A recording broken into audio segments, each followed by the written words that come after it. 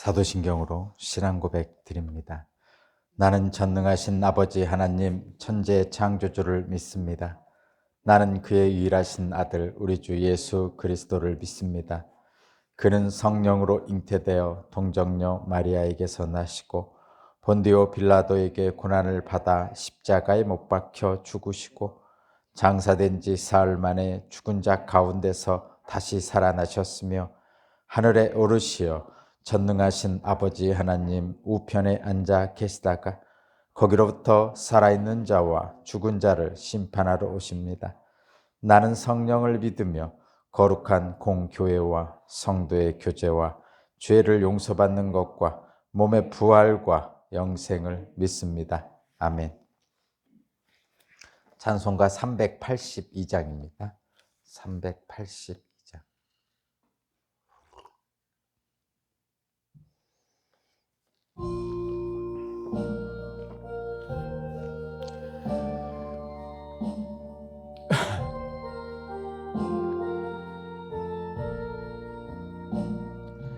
너 근심 걱정 말아라 주 너를 지키리 주 날개 밑에 거하라 주 너를 지키리 주 너를 지키리 아무 때나 어디서나 주 너를 지키리 늘 지켜주시리 어려워 낙심될 때에 주 너를 지키리 위험한 일을 당할 때 주 너를 지키리 주 너를 지키리 아무 때나 어디서나 주 너를 지키리 늘 지켜주시리 너 쓸 것 미리 아시고 주 너를 지키리 구하는 것을 주시며 주 너를 지키리 주 너를 지키리 아무 때나 어디서나 주 너를 지키리 늘 지켜주시리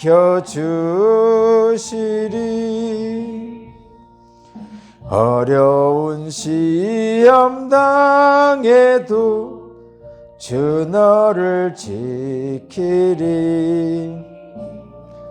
구주의 품에 거하라 주 너를 지키리 주 너를 지키리 아무 때나 어디서나 주 너를 지키리 늘 지켜주시리 아멘. 아멘. 오늘 주신 하나님 말씀은 욥기 41장 1절에서 34절입니다. 욥기 41장 1절에서 34절입니다.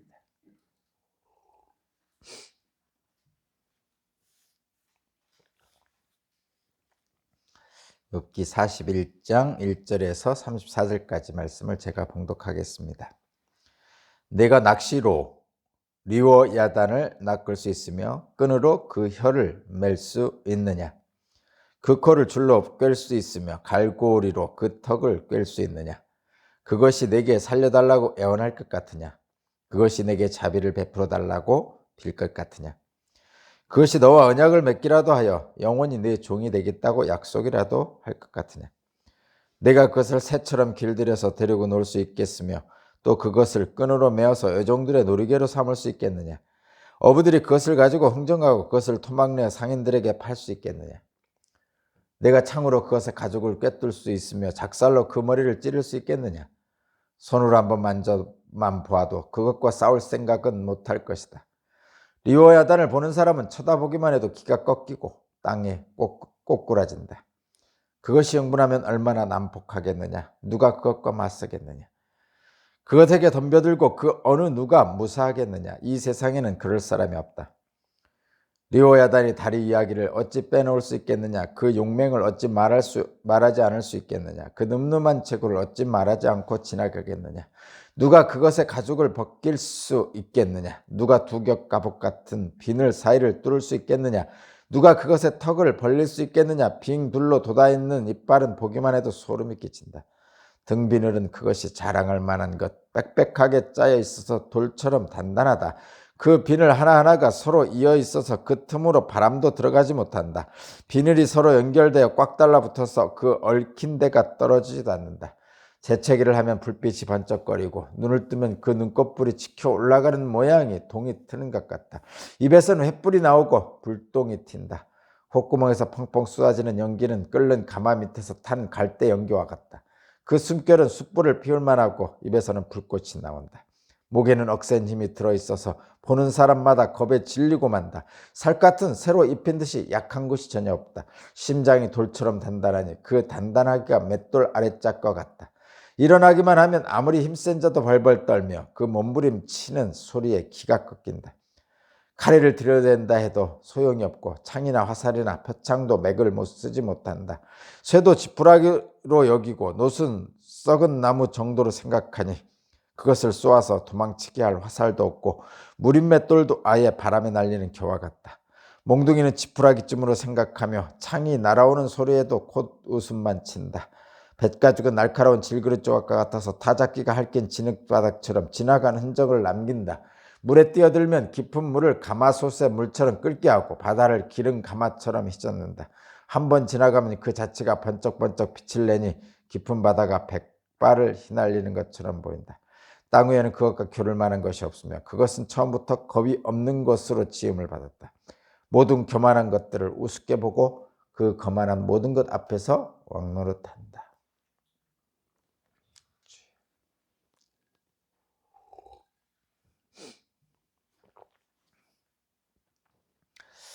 오늘 말씀은 하나님 신뢰인데 우리의 무기는 하나님의 형상에 있습니다.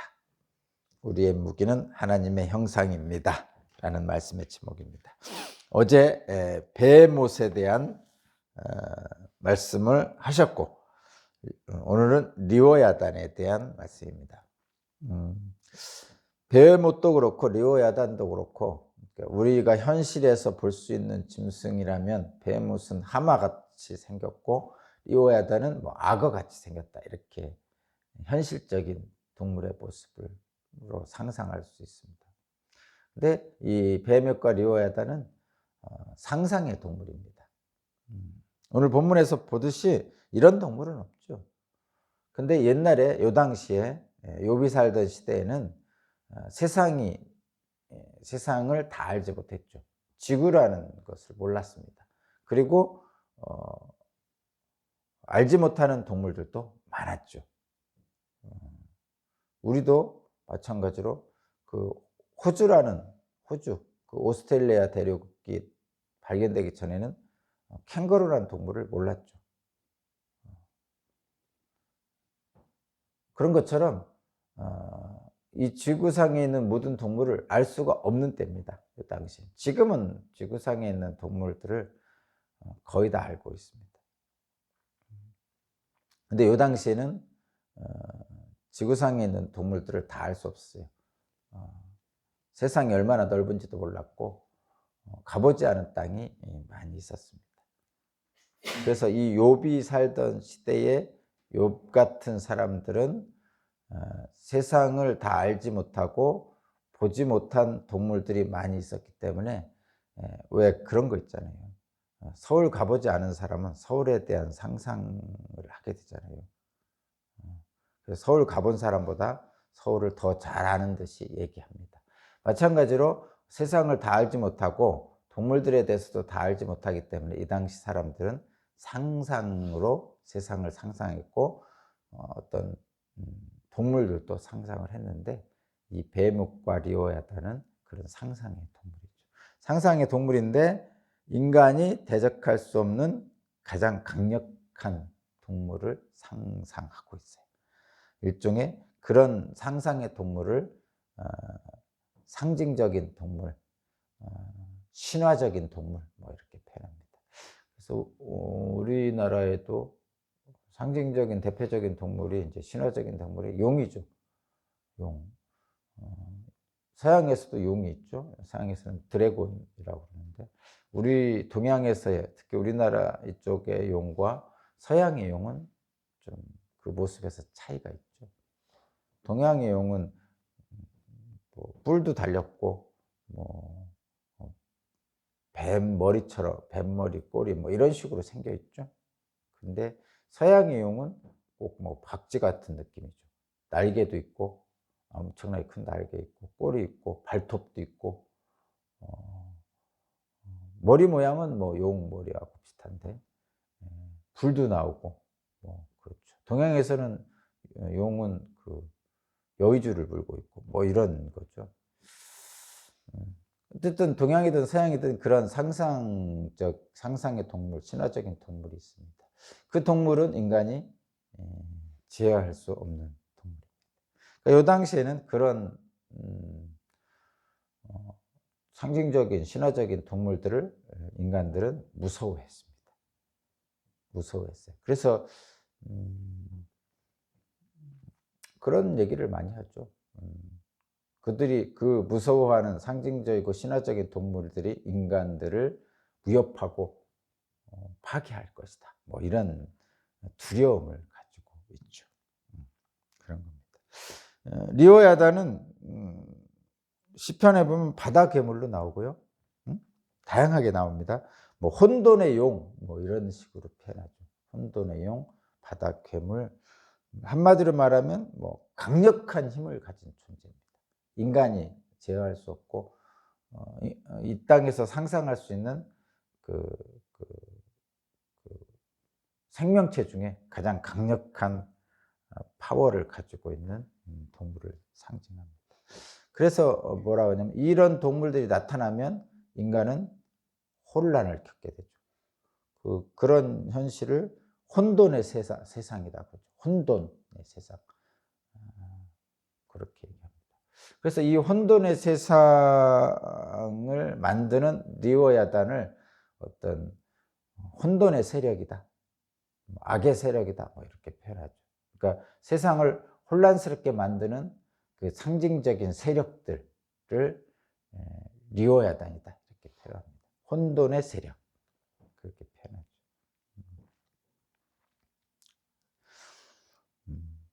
근데 하나님은 지금 베헤못도 그렇고 리오야단이라는 이런 상징적이고 신화적인 동물을 말씀하시면서 무엇을 얘기하고자 하냐면 인간이 제어할 수 없는 강력한 피조물을 얘기하는 거예요.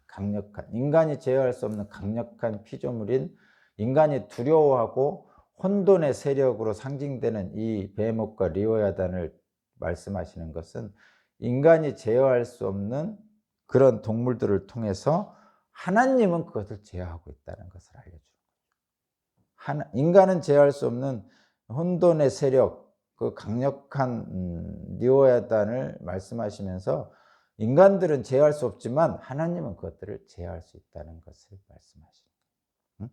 그래서 지금 욥은 뭐라고 지금 하나님께 항변하고 있냐면 세상이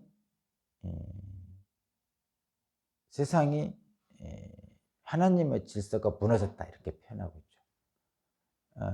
욥이 겪는 이 고난은 자기가 상상하던 그 세상이 아니라는 겁니다. 욥 자신이 겪는 고난은 자신이 상상하던 하나님의 세계가 아니라는 거예요. 그러니까 하나님의 질서가 깨졌다 이런 얘기죠.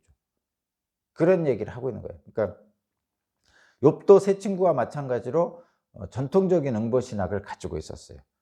하나님을 잘 믿으면 복을 받는다. 착한 자는 복을 받고 악한 자는 벌을 받는다. 이렇게 세 친구와 같은 응보 신학을 가지고 있었습니다. 그리고 그렇게 살았죠. 경건하게 살려고 애를 썼습니다. 그래서 칭찬을 받았죠. 악에서 떠난 자라는 칭찬을 받았습니다. 그리고 그가 한 선행은 많은 사람들의 칭찬을 받았고, 또 심지어는 자녀들이 어떤 파티를 열고 나면 그들의 이름으로 대신 제사를 지낼 정도로 혹시나 죄를 졌을까 봐 대신 제사를 지내는 그런 사람입니다. 대단히 칭찬받을 만한 사람이죠. 그런데 그런 욥에게 도대체 알 수 없는, 영문을 알 수 없는 그런 일들이 벌어지게 되는 거죠. 그러자 욥은 혼란에 빠졌습니다. 그동안 자신이 믿어왔던 하나님의 세계가 깨어져 버린 거죠.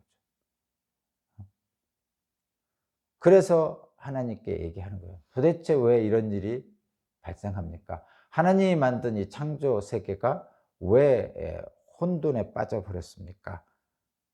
하나님이 제어하지 못하는 세상이 되어버린 이 세상에 대해서 설명해 주십시오. 이렇게 얘기하는 거예요. 그때 하나님은 나타나셔서 오늘 본문 같은 말씀을 하셔요. 혼돈의 세력으로 상징되는 이 뱀목과 리오야단 같은 동물들이 있다. 이것들은 인간들이 제어하지 못한다. 그러나 나 하나님은 그것을 제어한다. 이런 얘기죠. 그러니까 혼돈의 세력에 의해서 욥이 지금 혼돈을 겪고 있는데 하나님의 상수 질서가 무너졌지 않았습니까? 이렇게 지금 항변을 하는데 그 항변에 대해서 아니다. 너는 혼돈의 세력에 무너진 것이지만 나는 그렇지 않다.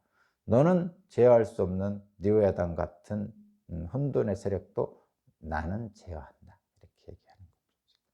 그런 거예요. 혼돈의 세력을 상징하는 리오야단을 제어하는 창조주 하나님의 권능에 대해서 지금 욥에게 말씀하고 있죠.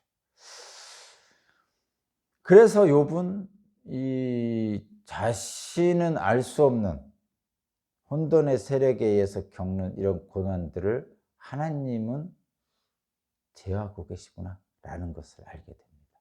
그것을 알게 되는 순간 안도감을 느끼죠. 안도감을 느낍니다. 지금 욥은 도대체 알 수 없어요. 도대체 왜 이런 일이 벌어지는지 알 수 없어요. 도대체 실제로 우리 인간들이 사는 세상은 우리가 다 알 수 없습니다. 내게 왜 이런 일이 일어나는지 알 수 없어요. 또 세상이 왜 이런지 알 수 없어요. 사실입니다. 그래서 겁납니다. 뭔가를 다 알면 겁 안 나죠. 그래서 우리가 다 아는 세상을 만들려고 애쓰죠. 내 울타리를 만드는 거죠. 내 집 안에는 어디에 뭐가 있고 이러면 다 편안하잖아요. 그런데 여러분 어디 놀러 간다든가 어떤 뭐 호텔이나 펜션이나 이런 데 들어가 보잖아요. 그런데 그 안에는 뭐 우리가 알고 있는 그 집안 구조하고 똑같고 다 똑같습니다. 근데 불안해요. 편안하지 않죠. 잠을 쉽게 자지 못합니다. 이유는 뭐냐면 모르는 거야. 집안 구석구석에 뭐가 있는지 사실 모릅니다. 뭐 비슷한 게 있겠죠. 왜냐하면 인간이 사는 집은 다 비슷비슷하니까. 그리고 뭐 콘도나 호텔은 다 그런 게 있을 거라고 예상을 하고요. 그런데도 편안하게 잠을 못 잡니다. 이유는 뭐냐면 내 집 같지 않죠. 내 집은 내 숨결이 묻어있고 손길이 묻어있고 구석구석에 뭐가 있는지를 눈 감아도 다 알죠. 근데 처음 가본 호텔이나 펜션 같은 데는 모르잖아요. 누가 언제 어떻게 자고 갔는지도 모르고. 그래서 편안하지 않습니다. 편안하지 않다는 것은 익숙하지 않기 때문에 뭔가 모르지만 불편하죠. 그 불편의 근원은 두려움입니다. 내 에어리어로 내가 확고한 뭔가 분명한 것을 딱 정해져 있지 않기 때문에 예? 두려움이 생기는 것이죠. 그래서 잠을 못 자죠. 그래서 인간들은 그거를 만들려고 애를 쓰죠. 내 확고한 에어리어를 만들려고. 그래서 담을 치고 주변과는 다르게 경계선을 만들고 여긴 내 구역 뭐 이런 거를 만들려는 거죠. 내 구역을 만드는 거예요. 그러면 그 구역 안에서는 편하게 잠을 자고 편하게 누워 있는 것입니다. 근데 근원은 그거예요. 내 구역을 만들고 내 영역을 만드는 것은 뭐냐면 밖과 내 영역은 구분시키려는 거죠. 구분시키는 이유는 밖은 두려운 곳, 이 안은 평안한 곳 이렇게 만드는 거죠. 여러분들도 마찬가지죠. 사실 집에 들어가면 가장 편하죠. 밖으로 나오면 집보다는 조금 불편하죠. 늘. 그렇다고 집 안에만 있을 수는 없잖아요. 그런 것입니다. 그래서 밖은 혼돈의 세력들이 지배하는 세상이라고 생각하기 때문에 두려워지는 그런 것들이 있습니다. 그래서 인간은 누구나 자기의 영역을 만들고 그 영역 안에서 편안함을 느끼려고 하는 것이죠.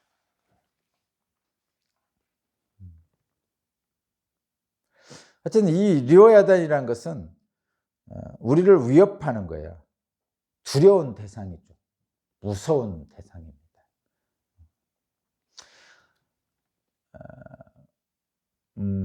세상은 내가 상대하기엔 너무나 거대하고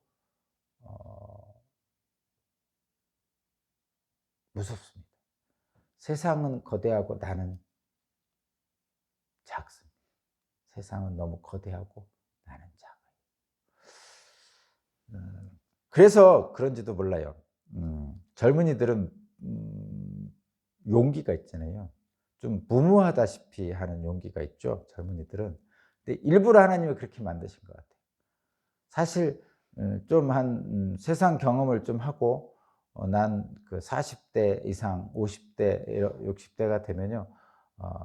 무모하지 않죠. 왜냐하면 세상을 경험해 봤기 때문에 그렇습니다. 그래서 40대 이상 원숭미가 있다고 그러죠. 노련미가 있다고 그러죠. 경험이 있기 때문에. 근데 이제 10대 후반이나 20대 애들은 그런 세상에 대한 경험이 적죠. 그래서 노련하지도 않고 원숙하지도 않습니다. 근데 그들에게는 40대, 50대들이 가지고 있지 않는 것을 가지고 있는데 그게 뭐냐면 무모함의 용기입니다. 도전 의지가 있는 거예요. 해보자 이런 거죠. 그래서 세상은 그런 젊은 사람들에 의해서 또 다른 세상으로 바뀌는 거죠. 나이가 들면 노련하지만 새로운 도전을 하지 못합니다. 그래서 새로운 세상을 만드는 것은 어쩔 수 없이 청년 세대가 만들 수밖에 없어요. 근데 굳이 이것은 이제 예를 들어서 20대라고 표현한 거고 나이 든 50대, 60대를 얘기한 거지만 사실은 마음이 중요한 거죠. 실제로 세상을 움직일 때 20대들, 10대들이 세상을 바꾸진 않죠. 대부분 청년의 용기를 가지고 있는 뭐 40대, 50대들이 세상을 바꿉니다. 실제로는. 그러니까 이게 나이를 얘기할 때는 우리들이 그냥 그 이해하기 쉬우려고 얘기를 한 거예요. 20대들은 무모한 용기를 가지고 있고 그래서 도전 정신이 있고요. 뭐 40대, 50대 원숭미, 노련미는 있지만 그러한 무모한 용기, 도전 정신이 부족해야 되죠. 근데 실제로 세상을 움직이는 사람들 보면 20대들이 세상을 움직일 때 보면 처참한 세상이 만들어집니다. 무모한 용기는 있는데 실제적으로 철학적 뒷받침이 없는 경우가 많죠. 근데 철학적 뒷받침이 있고 있으면서 청년의 용기와 그 도전 정신을 가지고 있는 40대, 50대에 의해서 사실은 세상이 바뀌죠. 결국은 그렇게 됩니다. 보면 중국의 역사를 봐도 그렇고 유럽의 역사도 봐도 그렇고 그렇습니다. 그래서 나이로 얘기하자는 것이 아니고 결국은 청년의 용기와 용기와 도전 정신을 나이에 상관없이 갖는 것이 중요하다는 것을 얘기하는 거죠. 그런 사람들에 의해서 세상이 바뀐다 이런 얘기입니다. 그래서 그런 표현하죠. 육신은 낡아지지만 속사람은 날로 새로워지는 기독교회는 그래서 80이 먹은 모세를 통해서 세상을 바꾸죠. 그래서 기독교회는 늘 청년입니다. 그것이 그 기독교의 그 특성이에요. 모세를 생각해 봐도 그렇죠. 물론 젊은 사람을 그 성경에서도 모세같이 80이 된 노인을 사용하시기도 하지만 청년을 사용하시기도 하죠. 뭐 다윗은 청년 때 이미 20대 때 뭔가를 이뤘잖아요. 골리앗을 이긴 때가 10대 후반이었으니까. 그러니까 이것은 어떤 나이의 문제가 아니다 이런 얘기예요. 육체의 나이의 문제가 아니고 그 사람의 하나님에 대한 굳건한 신뢰가 문제라는 거죠. 속사람이 달라지는 것. 그것이 바로 모세, 80의 모세나 10대의 다윗이나 다 하나님에 대한 분명한 확신이 있었죠. 그리고 그것이 바로 청년의 용기고 담대함이죠. 그래서 우리는 그것을 가져 있어야 합니다. 그런데 우리 일반적인 사람들은 이 혼돈의 세계는 강력하죠. 혼돈의 세상은 강력하고 나는 엄청나게 미약하게 느껴지는 겁니다. 이 혼돈의 세상에서 있는 나는 너무나 약한 거죠. 그래서 요즘 세상이 가장 가슴 아픈 것은 청년의 세대들, 그러니까 말 그대로 그냥 20대들, 30대들이 좌절하는 게 사실 가장 가슴 아프잖아요. 낙심하는 것이. 그들이 용기를 가지고 도전해 볼 기회조차 잃어버리는 것. 그것이 가장 가슴 아픈 겁니다. 육신적으로 청년의 때에 뭔가를 도전하려고 하는 세상이 좋은 세상이고요. 또 그들의 도전을 담대하게 받아주는 육신의 40대, 50대, 60대들이 존재할 때 그 세상은 거의 가장 아름다운 세상이 되는 것이죠. 근데 거꾸로 되면 안 되겠죠. 청년들은 너무나 무모해가지고 오히려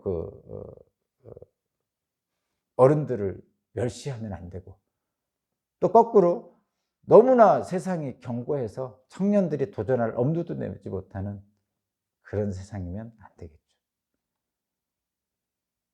마찬가지로 나이 들고 기득권을 가지고 있는 40대, 50대, 60대는 청년들에 의해서 무시당하면 안 되겠죠. 자신의 자리를 견고하게 지켜서 청년들의 존경을 받아야 됩니다. 존경을 받을 뿐만 아니라 육체적으로 강한 청년들의 배려도 받아야 됩니다. 육신이 약하니까. 또 반대로 지나치게 청년들을 억압하면 안 되겠죠.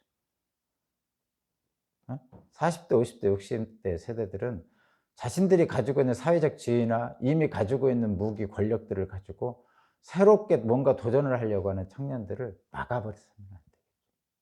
그러니까 지금 두 가지의 극단적인 경우가 생기면 이 세상은 더 불안한 세상이 되게 되는 겁니다.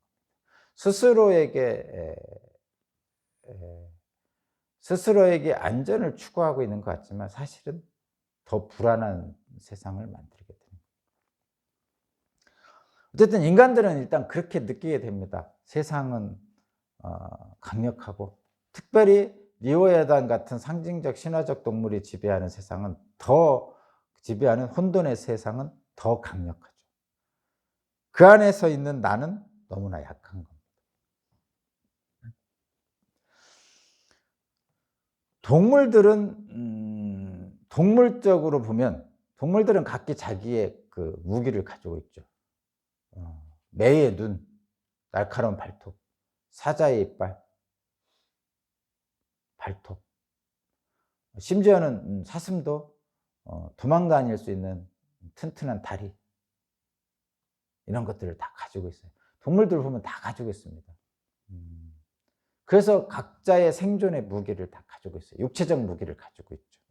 근데 인간은 그렇지 않아요. 육체적 무기가 없어요. 그 발톱도 없고 입도 작고 이빨도 작고 다리도 그렇게 빠르지 않죠. 진짜 육체적으로 보면 정말 아무것도 가지고 있지 않은 가장 약한 동물이에요. 털도 없어요. 동물들은 털 있잖아요. 난 대단한 게 요즘 같은 추운 때도 밖에서 잠을 자는 우리 강아지들 대단하다고 생각해요. 그러니까 그들은 털이 있거든요. 자연적으로 보호할 수 있는. 우리 인간들은 옷을 만들어서 입어야 돼요. 그렇지 않으면 당장 얼어 죽습니다. 어쨌든 육신적으로는 이게 비할 바가 없어요. 다른 동물들은 다 가지고 있어요. 자신의 장점, 자신의 무기를 가지고 있어요. 근데 인간은 그렇지 않습니다. 그래서 근데 육체가 약한, 육신이 약한 인간이 가지고 있는 유일한 무기가 있는데 그게 뭐냐? 하나님의 형상이죠. 하나님의 형상이에요. 이거를 세상에서는 뭐라고 하냐? 이성이라고 얘기합니다. 이거를 좀 풀었으면 생각하는 능력입니다. 생각하는 능력. 그냥 뭐 세상 사람들 다 받아들일 수 있는 것으로 보면 생각하는 능력. 그리고 세상 사람들은 그것을 이성이라 표현하고 우리는 하나님의 형상을 닮았다 이렇게 표현합니다. 인간의 이성은 세상을 판단하고 예측할 수 있어요. 그리고 도구를 만들어 쓸 수 있고 또 동물들은 절대 할 수 없는 일들을 합니다. 불도 만들고요. 그래서 육신적으로는 대항할 수 없지만 이 생각하는 능력, 세상에서 말하는 이성, 기독교에서 말하는 하나님의 형상은 다른 동물들이 가지고 있지 않는 것들입니다. 그래서 육신적으로는 아무 무기도 없지만 인간이 다른 동물들을 지배하고 다스리고 돌볼 수가 있어요. 동물에게는 없는 가장 강력한 무기가 바로 그것이죠. 하나님의 형상입니다. 그런데 여러분 여기서 무슨 얘기를 하려고 그러냐면 지금 하나님께서 혼돈의 세력으로 대표되는 리오야단을 얘기하시는 것은 뭐냐면 그런 혼돈의 세력의 앞에 선 인간은 두렵단 말이에요. 혼돈의 세상에 나서려면 두렵습니다. 그래서 늘 우리는 자기 영역을 만든다고 그랬잖아요. 세상은 두려운 것이야. 그러니까 너 여 안에 들어와서 쉬어. 이런 것이죠. 그래서 인간들도 스스로 자기 영역을 만든단 말이에요. 담을 쌓는단 말이죠. 그래서 외부인은 반기지 않죠. 내게 뭔가 잘 모르는. 그래서 유대인들은 유대인들 빼면 다 이방인이잖아요. 이방인들은 자신들을 해치는 두려운 자들입니다. 두려운 자들. 우리도 마찬가지죠. 그래서 다 그렇게 하죠. 그래서 낯선 사람들이 오면 배타적이 됩니다. 그런데 이 담을 예수님이 헐어버렸어요. 이방인과 유대인의 담을 헐어버렸어요. 근데 이 담은 어떻게 헐 수 있습니까? 만약에 혼돈의 세력인 저 밖에 있는 혼돈의 세력들이 두렵다면은 이거는 못 옵니다. 우리들 그렇잖아요. 밖에 다 강도들만 있어요. 총칼을 들고 나를 해칠. 그러면요 우리들도 담을 쌓게 되어 있어요. 그렇죠. 그래서 우리 애들이 밖에 나가서 다칠 것 같잖아요. 그럼 거기 못 가게 하죠. 담 쌓은 안쪽에만 살게 합니다. 근데 예수님은 그 담을 헐어버렸단 말이죠. 놀라운 일이죠. 원수를 사랑하라잖아요. 저 밖에 원수가 있어요. 그럼 저 사람도 나를 원수라고 생각할 거 아니에요. 그러면 그 사람과 경계되는 담을 세워놔야 내가 안전한 거죠. 우리 애들이 원수 곁에 가면 큰일 날 거냐. 근데 예수님은 담을 헐어버리고 원수를 사랑하라고 그러네요. 유대인과 이방인의 담을 헐어버렸어요. 그러면 유대인들이 사는 세상과 우리 기독교인이 사는 세상은 전혀 다르죠. 근데 어떻게 하면 담을 헐 수 있어요? 담을 허는 방법 유일한 거 딱 하나죠. 저들이 안 두려우면 되는 거예요. 저들이 두려우면요 담을 헐 수가 없어요. 바로 그거죠. 리오야단과 같은 혼돈의 세력을 상징하는 세상은 우리는 대적할 수 없습니다. 욥도 대적할 수 없어요. 그런데 하나님은 제어하신다고 그러잖아요. 하나님은 제어하신다고 그러잖아요. 저 혼돈의 세력의 밖에 두려운 것들도 하나님은 제어하신다고 그러거든요. 아시리아도 제어하고 바벨론도 제어하신다잖아요. 우리가 그것을 믿으면 저들을 두려워하지 않죠. 리워야단을 두려워할 이유가 없죠. 하나님이 제어하시니까. 하나님에 대한 신뢰를 가지고 있으면 그럼 담을 쌓을 이유가 없는 거죠. 예수님이 그걸 하셨죠. 근데 그것을 우리는 믿는데 하나님이 리워야단을 제어하시는 분이고 혼돈의 세력을 제어하시는 분이고 사탄을 물리치는 분이고 우리는 그것을 성경을 통해서 다 알고 있고 배워서 압니다. 그리고 기독교인들은 그래서 심지어는 원수도 사랑하죠. 사랑이 원자탄 손양원 목사님처럼 합니다. 그런데 그것이 깨지는 때가 있어요. 우리 기독교인들에게도. 담을 쌓고 싶은 욕망을 갖고 싶은 때가 있습니다. 그게 뭐죠? 세상으로 말하면 이성이 마비되는 때. 생각하는 능력이 마비되는 때. 하나님의 형상이 나타나지 않은 때. 그때죠. 그때 인간에게는 위험이 처합니다. 그러니까 하나님의 형상이 우리에게 발현되지 않을 때 인간은 위험에 처하죠. 왜죠? 생각하는 능력, 소위 말하는 이성, 하나님의 형상이 우리에게 나타나지 않으면 우리는 무기가 없어요. 무기가 없습니다. 그러면 그냥 육체의 힘으로 살아야 돼요. 근데 육체의 힘으로 살려니 리오야단 같은 또는 매나 사자와 같은 동물들과 직접적으로 맞닥뜨려서 우리가 이길 수 없어요. 그들을. 동물원에 가서 사자와 딱 맞닥뜨릴 때는 우리는 뭐를 가지고 맞닥뜨려? 이미 벽을 만들어 놓고요. 또는 그 사파리에 들어가서 그들을 관람할 때 사자들은 풀어놓고 우리는 차 안에서 안전한 철망 같은 걸 다 쳐놓은 차 안에서 그들을 보고 있기 때문에 우리는 들어가 볼 수 있는 거죠. 그런데 그냥 육신의 몸으로 차 밖으로 단신으로 나가서 사자를 딱 보면요. 절대 사자하고 우리 맞닥뜨리지 못하죠. 그러니까 그 철망이 있는 그 보호막이 있는 차를 인간은 만드는 거죠. 생각하는 능력, 이성, 하나님의 형상을 닮았게 그런 것들을 만들 수 있는 거죠. 직접적으로 육신으로 대결을 해서는 사자를 이길 수 없습니다. 그런데 우리는 그런 보호막, 이성, 생각할 수 있는 능력, 하나님의 형상을 제거할 그런 것들이 하나님의 형상이 사라지는 때가 있어요. 그럴 때 인간은 위험에 처하는 거죠.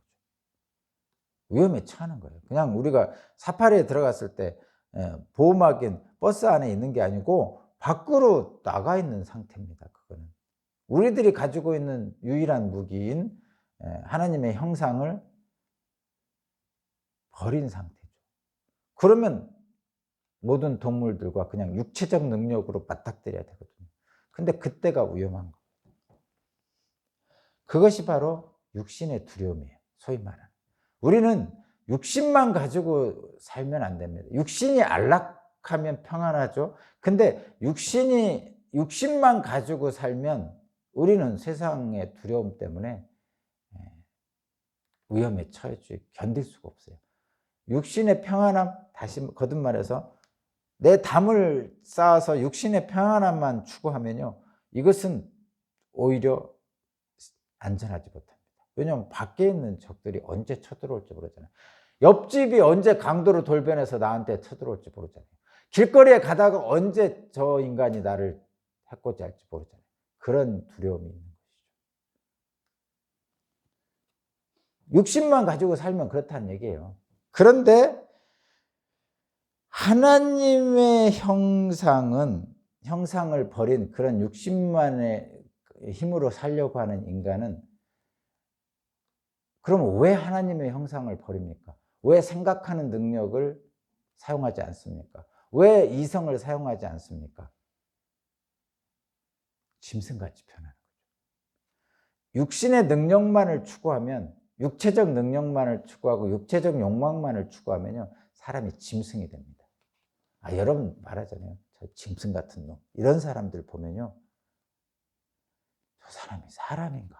이런 생각 들 때 있잖아요. 그래서 저 사람 사람도 아니야? 짐승 같은 놈이야? 이렇게 얘기할 때 보면 육신의 욕망에 완전 찌들어 사는 사람을 그렇게 얘기합니다. 이성이 있다든가 생각하는 능력이 있다든가 하나님의 형상이 있는 사람은 짐승으로 변하지 않죠. 그래서 하나님의 형상을 잃어버리면 짐승이 됩니다. 짐승처럼 변해요. 짐승처럼 변한 인간은 인간에게 주어진 유일한 무기인 하나님의 형상을 버린 인간입니다. 그래서 동물과 맞닥뜨려 경쟁을 해야 되죠. 그러니 리오야단이 무섭죠. 혼돈의 세상이 두렵습니다. 그래서 밖으로 나갈 수가 없어요. 자기 보호막 안에서. 육신의 두려움을 물리치고 하나님의 형상을 드러내기 위해서, 발현시키기 위해서는 어떠한 순간에도 하나님이 나와 함께 계심을 우리가 신뢰를 해야 되는 거죠. 사망의 어두운 골짜기를 혼자 걷고 있지 않다고 생각을 할 수 있어야 돼요. 그걸 깨달아야 돼요. 사망의 음침한 골짜기를 나 혼자 걷는 게 아니구나. 내 옆에 주님이 함께 계시는구나. 이런 걸 알 때 두려움이 사라지는 거죠. 발을 내디딜 수 있는 거예요. 사망의 어두운 골짜기 같은 캄캄한 현실 속에서도 발을 내디딜 수 있죠. 왜? 주님의 손을 붙잡고 가니까. 그러면 세상이 두렵지 않습니다. 오히려 그리스도의 빛으로 세상을 밝게 비추어 주시죠. 그런데 그리스도의 손을 잡지 않으면 세상은 어두웁니다. 어두우면 두려워서 한 발짝도 내딜 수 없고 심지어는 스스로를 가둬버리는 경우가 생기게 되는 것입니다. 오늘 말씀의 제목이 하나님 신뢰라 그랬고 우리의 무기는 하나님의 형상이라고 그랬습니다. 하나님의 형상으로 우리를 만드셨는데 우리가 그 형상을 능력을 사용하지 못할 때 두려움에 빠지게 되고 결국은 타락한 이 세상 속에서 언제나 두려워 도망치는 라멕과 같은 인생을 살 수밖에 없고 가인과 같은 인생을 살 수밖에 없습니다. 그것을 우리 주 예수 그리스도께서 해방시켜 주신 것이 구원이고 그래서 우리는 유대인과 이방인의 담을 헐고 나와 밖에 담을 헐고 원수가 친구가 된다 이렇게 표현하는 세상을 만들 수 있는 것이죠. 우리는 세상에서 말하는 이성, 생각하는 능력, 하나님의 형상이 발현되는 삶을 사는 것이 우리를 구원하신 하나님의 뜻입니다. 저도 두렵거든요. 낯선 사람 만나면 가끔가다 교회에 낯선 사람이 오면 두렵습니다. 그런데 실제로 하나님의 형상을 발현시키기 위해서 그를 환대하면요 안 두렵습니다. 그를 적대적인 눈으로 바라보고 있을 때 그가 두렵고 그도 또한 나를 두려워하더라고요. 근데 내가 환대하는 얼굴로 눈빛으로 그를 대하면요 그가 하나님의 귀한 사람이다라고 생각하면서 대하면요 아브라함이 새 나그네를 환대한 것처럼 대하면요 안 무섭습니다. 저와 여러분도 그런 하나님의 형상이 발현되는 오늘 하루가 되기를 바랍니다. 하나님 감사합니다. 믿음으로 오늘도 하나님을 신뢰하고 나아갑니다. 주님 나를 붙잡아 주셔서 어둠을 헤치고 담을 헐어버신 우리 주님을 따라 오늘도 살겠습니다. 내가 먼저 사랑하고 내가 더 사랑하겠습니다. 예수님 이름으로 기도합니다. 아멘. 주님.